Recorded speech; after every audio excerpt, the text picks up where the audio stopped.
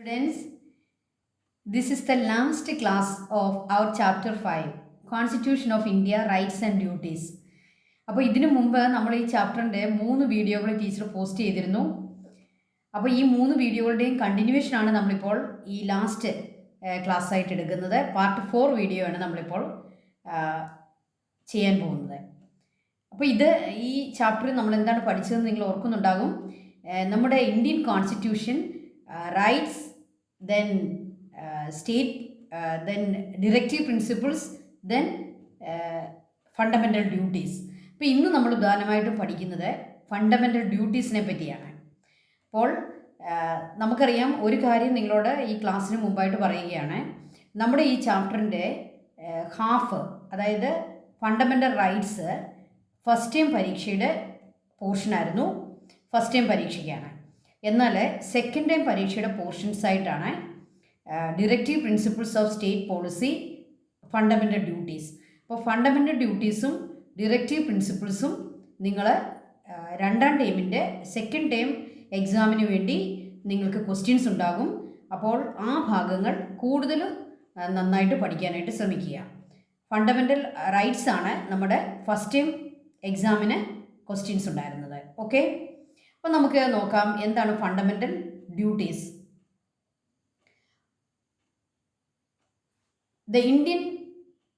Every Indian must remember that he is an Indian and he has every right in his country, but with certain duties.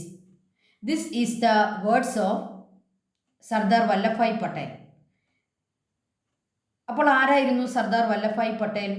The first deputy prime minister of India. Sardar Vallabhbhai Patel, he was the first deputy prime minister of India. Who was the prime minister of India, first prime minister? It was Jawaharlal Nehru. Jawaharlal Nehru was the first prime minister of India. This Sardar Vallabhbhai Patel, he was the deputy prime minister of India first. Then he has another duty. He was the first Home Minister of India. So, according to Sardar Vallabhbhai Patel, every Indian must remember that he is an Indian and he has every right in his country, but with certain duties. എന്താണ് ഇതിൻ്റെ അർത്ഥം? എല്ലാ Indian സിറ്റിസൺസിനും അവർ ഒരു കാര്യം ഓർമ്മിക്കണം, അവർക്ക് എല്ലാവർക്കും rights ഉണ്ട്, ഫണ്ടമെൻ്റൽ റൈറ്റ്സ് ഉണ്ട്. എന്നാൽ അതോടൊപ്പം അവർക്ക് ഫണ്ടമെൻ്റൽ ഡ്യൂട്ടീസും ഉണ്ട്. അപ്പോൾ സർദാർ വല്ലഭായ് പട്ടേൽ നമ്മളോട് എന്താണ് പറയുക? നമുക്ക് ഫണ്ടമെൻ്റൽ റൈറ്റ്സ് ഉള്ളതുപോലെ തന്നെ നമ്മൾ ഓർമ്മിക്കേണ്ട ഒരു കാര്യമാണ്, നമുക്ക് ചില ഡ്യൂട്ടികളും നമ്മുടെ രാജ്യത്തോടുണ്ട്. അപ്പോൾ ആ ഡ്യൂട്ടികളെയാണ് ഫണ്ടമെൻ്റൽ ഡ്യൂട്ടീസ് എന്ന് പറയുക. Who suggested fundamental duties for Indian citizens? Sardar Vallabhbhai Patel. അപ്പോൾ സർദാർ വല്ലഭായ് പട്ടേലാണ് ഫണ്ടമെൻ്റൽ ഡ്യൂട്ടീസ് വേണം എന്ന് സജസ്റ്റ് ചെയ്ത ഇന്ത്യയുടെ ആദ്യത്തെ ഡെപ്യൂട്ടി പ്രൈം മിനിസ്റ്ററും നമ്മുടെ ഫസ്റ്റ് ഹോം മിനിസ്റ്ററും. ഓക്കെ, അദ്ദേഹം നമ്മുടെ ഒരു സ്വാതന്ത്ര്യത്തിന് വേണ്ടി പോരാടിയ ഒരു ഫ്രീഡം ഫൈറ്ററാണ് സർദാർ വല്ലഭായ് പട്ടേൽ. അപ്പോൾ അദ്ദേഹത്തെ പറ്റി ചില വൺ വേർഡ് ക്വസ്റ്റ്യൻസ് ഒക്കെ വരാനായിട്ട് സാധ്യതയുണ്ട്. അപ്പോൾ ഈ ക്വസ്റ്റ്യൻസ് ഒക്കെ നിങ്ങൾ ഓർക്കുക. Then, next question, what were the steps behind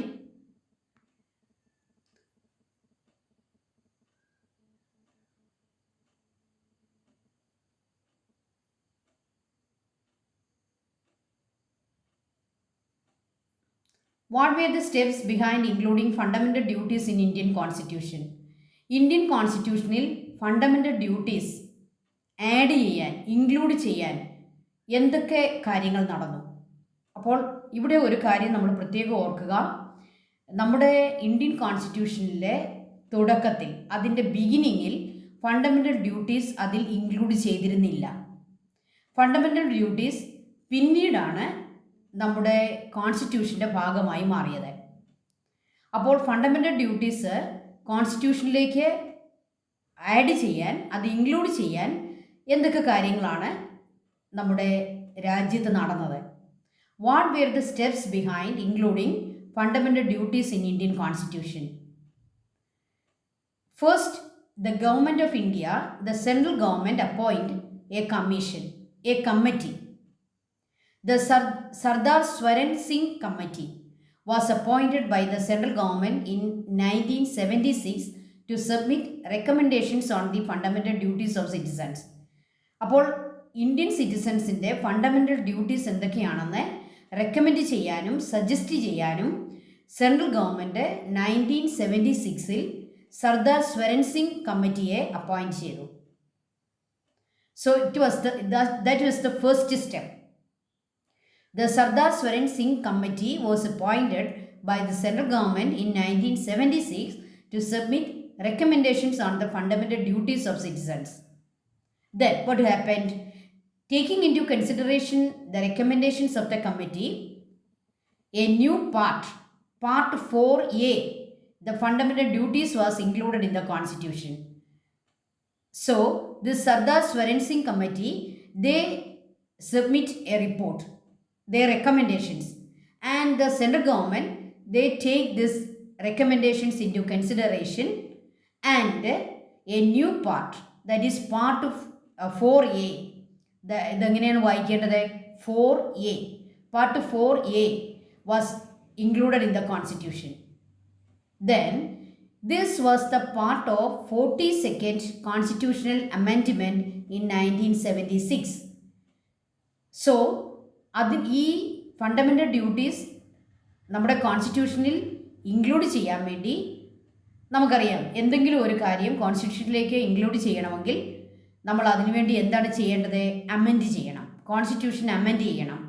അപ്പോൾ this was the part of 42nd constitutional amendment. Okay, അപ്പോൾ അതിനു മുമ്പ് കോൺസ്റ്റിറ്റ്യൂഷനിൽ 41ഓളം അമെൻഡ്മെൻറ്റുകൾ നടന്നിരുന്നു.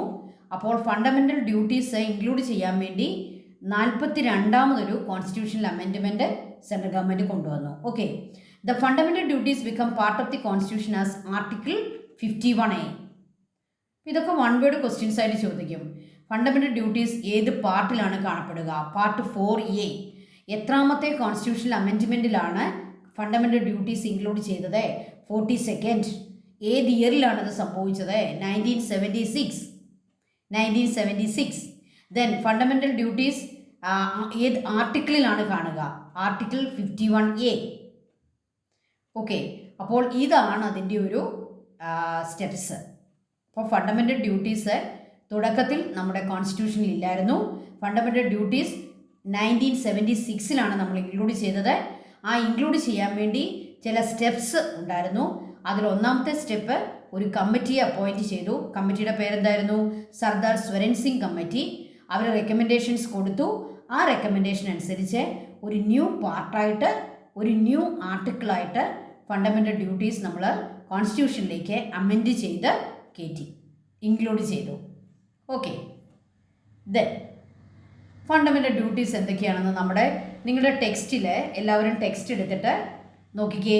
ടെക്സ്റ്റിലെ ലാസ്റ്റ് പേജിലേക്ക് വരിക. നമ്മുടെ പാർട്ട് 1 ടെക്സ്റ്റിൻ്റെ last page, constitution of India part 4A, fundamental duties of citizens.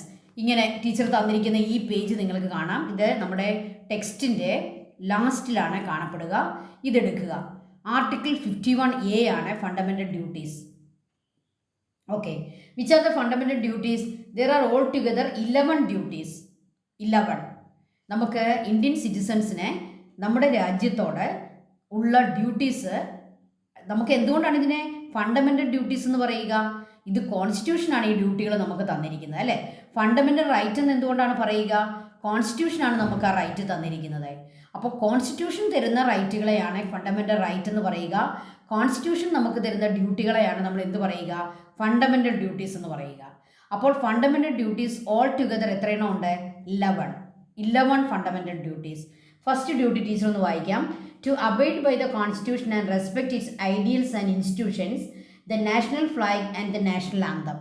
അപ്പോൾ ഒരു ഇന്ത്യൻ സിറ്റിസൺ നാഷണൽ ആന്തത്തെയും നാഷണൽ ഫ്ലാഗിനെയും നമ്മൾ റെസ്പെക്റ്റ് ചെയ്യുകയും നമ്മുടെ കോൺസ്റ്റിറ്റ്യൂഷനെ റെസ്പെക്റ്റ് ചെയ്യുകയും ചെയ്യണം എന്നതാണ് ഒന്നാമത്തെ നമുക്ക് തന്നിരിക്കുന്ന ഫണ്ടമെൻ്റൽ ഡ്യൂട്ടി. ഇതുപോലെ നമുക്ക് താഴേക്ക് നിങ്ങൾക്ക് വായിച്ചാൽ 11 ഡ്യൂട്ടീസ് നിങ്ങൾക്ക് വായിക്കാൻ പറ്റും. അതിനകത്തെ മറ്റൊരു ഡ്യൂട്ടിയാണ്, അത് തേർഡ് വണ്ണായിട്ട് കൊടുത്തിരിക്കുന്നത്, to uphold and protect the sovereignty, unity and integrity of India. ഇന്ത്യയുടെ യൂണിറ്റിയും ഇൻറ്റഗ്രിറ്റിയും സോവർണിറ്റിയും നമ്മൾ എന്ത് ചെയ്യണം? അപ്ഹോൾഡ് ആൻഡ് പ്രൊട്ടക്റ്റ്, നമ്മളതിനെ പ്രൊട്ടക്റ്റ് ചെയ്യണം. അത് ഓരോ സിറ്റിസണിൻ്റെയും ഡ്യൂട്ടിയാണ്. നമ്മുടെ രാജ്യത്തിൻ്റെ ഇൻറ്റഗ്രിറ്റി, അതിൻ്റെ യൂണിറ്റി, അതിൻ്റെ സോവർണിറ്റി, എന്താ ഇതിൻ്റെയൊക്കെ അർത്ഥം? നമ്മുടെ രാജ്യത്തിൻ്റെ പരമാധികാരം, അതിൻ്റെ ഐക്യം, അതിൻ്റെ അഖണ്ഡത, ഇതിനെയൊക്കെ നമ്മൾ പ്രൊട്ടക്റ്റ് ചെയ്യുകയും അതിനെയൊക്കെ അപ്ഹോൾഡ് ചെയ്യുകയും ചെയ്യേണ്ടത് ഓരോ സിറ്റിസൺസിൻ്റെയും ഡ്യൂട്ടിയാണ്. അതാണ് ഫണ്ടമെൻ്റൽ ഡ്യൂട്ടി. അപ്പം അങ്ങനെയുള്ള 11 ഡ്യൂട്ടികൾ തന്നിട്ടുണ്ട്. നിങ്ങൾ ഈ ഡ്യൂട്ടികൾ വായിക്കുക. അതിനകത്ത് ഒരു നിങ്ങൾക്ക് ഏറ്റവും നിങ്ങൾ ഏറ്റവും ഇഷ്ടപ്പെടുന്ന ഒരു 3-4 പഠിച്ചു വെച്ചോണം. ഇനി എനിവേ ഫണ്ടമെൻ്റൽ ഡ്യൂട്ടീസ് എഴുതാൻ പറഞ്ഞാൽ നമുക്ക് എഴുതാനായിട്ട് സാധിക്കണം. ഓക്കെ, അപ്പോൾ കോൺസ്റ്റിറ്റ്യൂഷൻ നമുക്ക് തരുന്ന fundamental duties part 4A article 51A ആണ്. 1976 ഇത് ഇൻക്ലൂഡ് ചെയ്തത്. 42nd അമെൻഡ്മെൻറ്റിലൂടെയാണ് ഇത് നമ്മുടെ കോൺസ്റ്റിറ്റ്യൂഷനിലേക്ക് അമെൻഡ് ചെയ്തത്. സർദാർ സ്വരൻ സിംഗ് കമ്മിറ്റിയാണ് അതിനുവേണ്ടി അപ്പോയിൻറ്റ് ചെയ്ത കമ്മിറ്റി. ഓക്കെ, അപ്പോൾ ഫണ്ടമെൻ്റൽ ഡ്യൂട്ടീസ് നമുക്കതിൻ്റെ ഒരു ഡീറ്റെയിൽസൊക്കെ ഒന്ന് കാണാം. Write a short note on fundamental duties. There are 11 duties embedded in the Constitution as fundamental duties. I told you there are altogether 11 duties. These are the duties that every citizen has to fulfill towards a nation and society. Okay, there are 11 duties and all these duties that every citizen has to fulfill. അപ്പോൾ ഇന്ത്യയിൽ ഉള്ള എല്ലാ സിറ്റിസൺസും, Indian citizen എന്ന് പറയുന്ന എല്ലാവരും ഈ ഡ്യൂട്ടികൾ നമ്മൾ എന്ത് ചെയ്യണം? ഫുൾഫിൽ ചെയ്യണം. Then some of them are moral and some are civic in nature. Some duties are moral and some others are civic. Okay, എന്ന് പറഞ്ഞാൽ ചില ഡ്യൂട്ടികളൊക്കെ ധാർമ്മികമായിട്ടുള്ള ഡ്യൂട്ടികളാണ്. ഓക്കെ, മറ്റ് ചിലതൊക്കെ എന്താണ്? ഒരു സിവിലിയൻ എന്ന നിലയിൽ നമ്മൾ ചെയ്യേണ്ട ചില സിവിക് നേച്ചർ ഉള്ളതാണ്. Obeying the constitution as a citizen, protecting the country, performing national service and protecting the environment are the ideas included in the fundamental duties. അപ്പം നിങ്ങൾ ഈ 11 ഡ്യൂട്ടീസ് നിങ്ങളുടെ ടെക്സ്റ്റിലുണ്ട്, നിങ്ങളത് വായിക്കണം. ഈ ടെക്സ്റ്റിലുള്ള ഈ ഡ്യൂട്ടികൾ വായിച്ചാൽ നിങ്ങൾക്ക് ഇത്രയും കാര്യങ്ങളാണ് അതിനകത്ത് തന്നിരിക്കുന്നത്. എന്തൊക്കെയാണ്? ഇതൊന്ന് പഠിച്ചോണം കേട്ടോ. ഒബേയിങ് ദ കോൺസ്റ്റിറ്റ്യൂഷൻ, നമ്മുടെ കോൺസ്റ്റിറ്റ്യൂഷനെ ഒബേ ചെയ്യുക. പ്രൊട്ടക്റ്റിംഗ് ദ കൺട്രി, നമ്മുടെ രാജ്യത്തെ പ്രൊട്ടക്റ്റ് ചെയ്യുക. പെർഫോമിംഗ് നാഷണൽ സർവീസ്, രാജ്യം ആവശ്യപ്പെടുന്ന ഏത് സർവീസും ചെയ്യാൻ നമ്മൾ റെഡി ആയിരിക്കണം.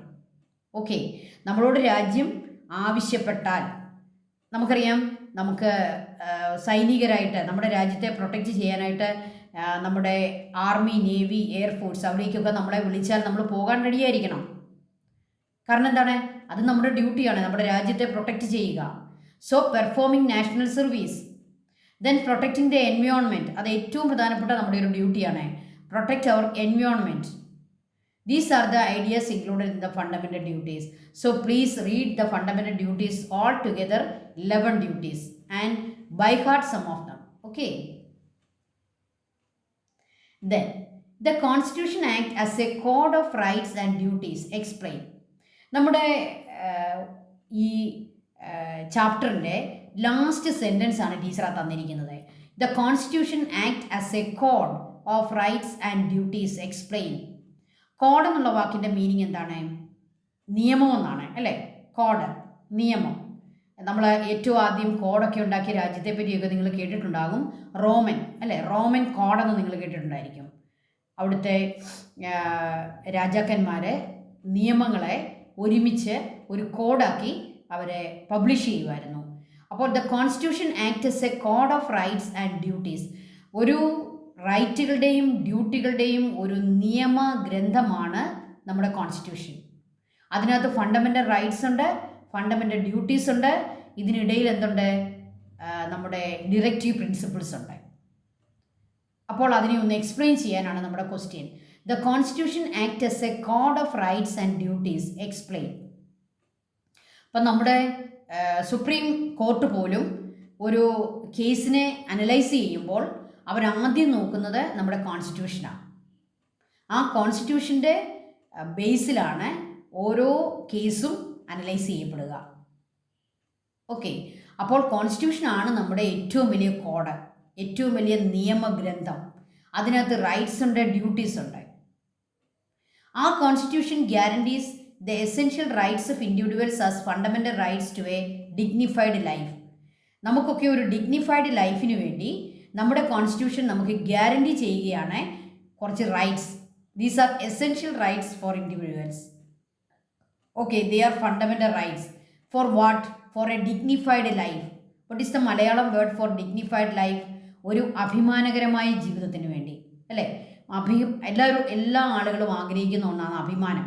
അപ്പം നമുക്കൊരു അഭിമാനത്തോടെ ജീവിക്കാൻ, അഭിമാനത്തോടെ ഒരു ലൈഫ് ഉണ്ടാകാൻ വേണ്ടി എല്ലാ ഇൻഡിവിജ്വൽസിനും, എല്ലാ സിറ്റിസൺസിനും നമ്മുടെ കോൺസ്റ്റിറ്റ്യൂഷൻ കൊടുക്കുന്ന, ഗ്യാരണ്ടി ചെയ്യുന്ന റൈറ്റ്സ് ആണ് fundamental rights. It also put forward the directive principles of state policy four social welfare.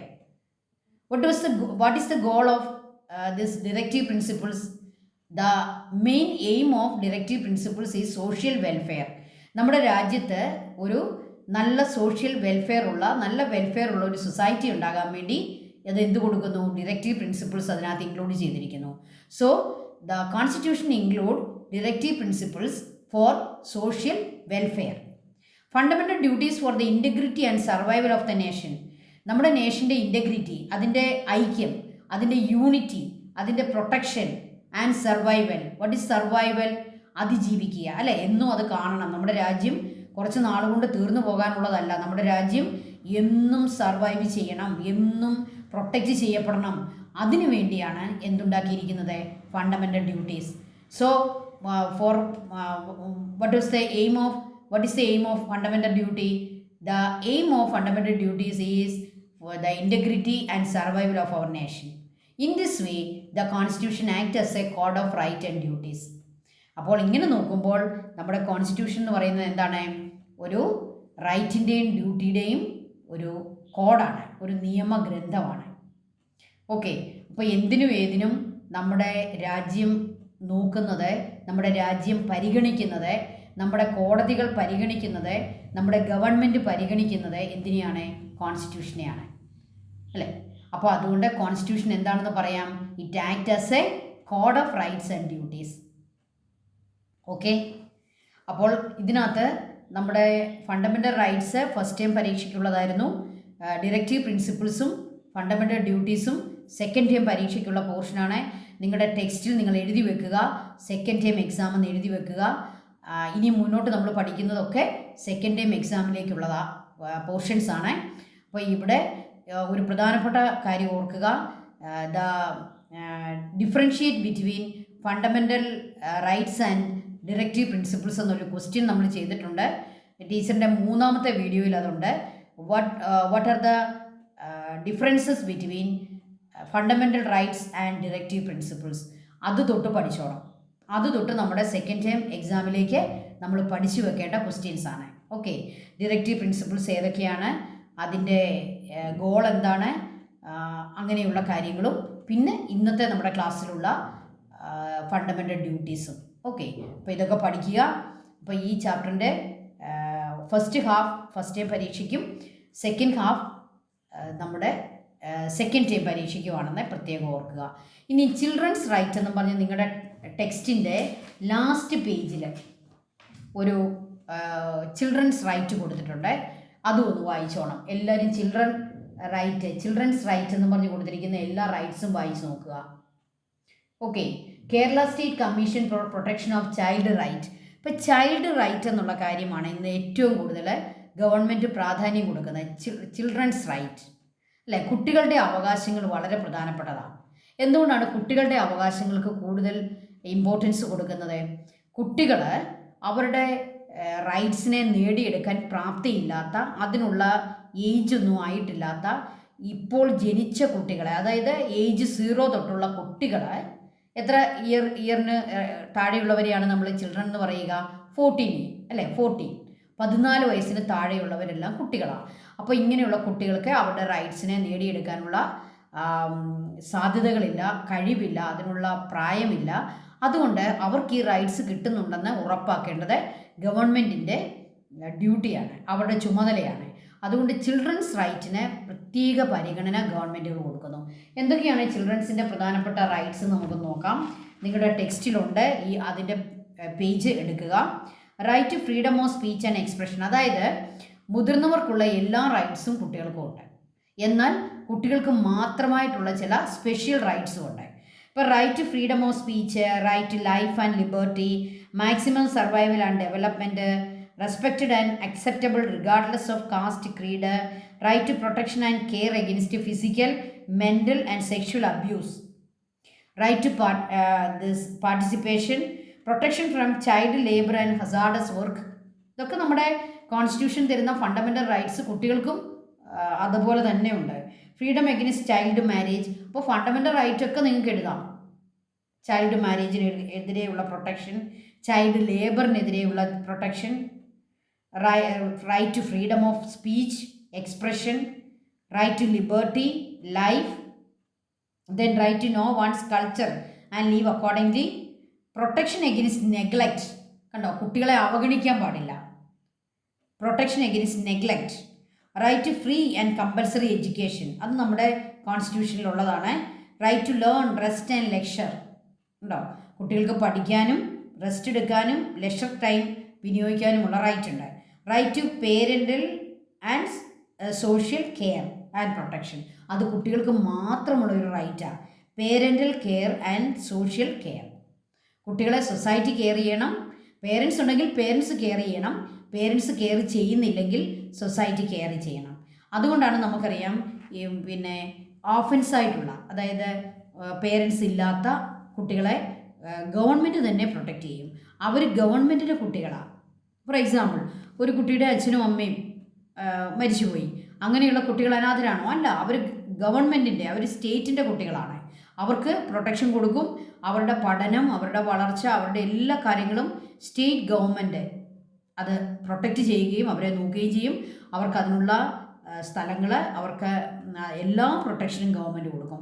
അവരെ ഗവൺമെൻറ്റിൻ്റെ കുട്ടികളായിട്ടാണ് കരുതുക. അതാണ് ഇവിടെ പറഞ്ഞിരിക്കുന്നത്, right to parental and social care and protection.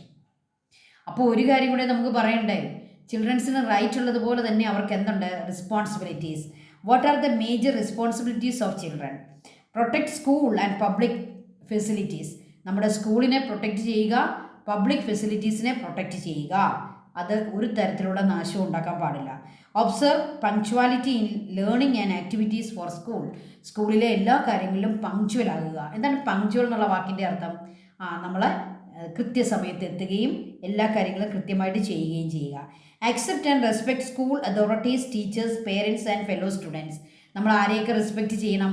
നമ്മുടെ സ്കൂൾ അതോറിറ്റീസിനെ, ടീച്ചേഴ്സിനെ, പേരൻസിനെ, അതുപോലെ തന്നെ നമ്മുടെ കൂടെയുള്ള നമ്മുടെ ഫെലോ സ്റ്റുഡൻസിനെയും നമ്മൾ റെസ്പെക്റ്റ് ചെയ്യണം. Then readiness to accept and respect others regardless of caste, creed of colour. കാസ്റ്റോ ക്രീഡോ കളറോ ഒന്നും നോക്കാതെ എല്ലാവരെയും റെസ്പെക്റ്റ് ചെയ്യുക. അത് കുട്ടികളുടെ റെസ്പോൺസിബിലിറ്റിയാണ്. അപ്പോൾ ടീച്ചേഴ്സിനെ റെസ്പെക്റ്റ് ചെയ്യുക, പേരൻസിനെ, സ്കൂൾ അതോറിറ്റീസിനെ ഒക്കെ റെസ്പെക്റ്റ് ചെയ്യുക. ഓക്കെ, അപ്പോൾ പ്രിയപ്പെട്ട കുട്ടികളെ, നമ്മൾ ഈ ചാപ്റ്റർ പഠിച്ചത് നമ്മുടെ പരീക്ഷയ്ക്ക് മാർക്ക് മേടിക്കുക, അതുപോലെ തന്നെ നിങ്ങളിതൊക്കെ നിങ്ങളുടെ ജീവിതത്തിലും പ്രാവർത്തികമാക്കുകയും നമ്മുടെ ഫണ്ടമെൻ്റൽ റൈറ്റ്സ് നിങ്ങൾക്ക് കിട്ടിയില്ലെങ്കിൽ നിങ്ങൾ അതിനുവേണ്ടി പോരാടുകയും അതുപോലെ തന്നെ ഫണ്ടമെൻ്റൽ ഡ്യൂട്ടീസ് നമ്മൾ കൃത്യമായി നോക്കുകയും കുട്ടികളുടെ റെസ്പോൺസിബിലിറ്റീസ് അത് കൃത്യമായി ചെയ്യുകയും ചെയ്ത് നല്ല ഒരു സിറ്റിസൺസായി നിങ്ങൾക്ക് മാറാൻ സാധിക്കണം. അതിനുവേണ്ടി എല്ലാവരും പരിശ്രമിക്കുക. ഓക്കെ, ഈ ചാപ്റ്റർ ഇതോടെ ക്ലോസ് ആയിരിക്കുകയാണ്. അടുത്ത ചാപ്റ്ററുമായിട്ട് നമുക്ക് ടീച്ചറെ അടുത്ത വീഡിയോയിൽ നമുക്ക് കാണാം, അടുത്ത ക്ലാസ്സിൽ നമുക്ക് കാണാം. Okay, thank you children, thank you so much. May God bless you all.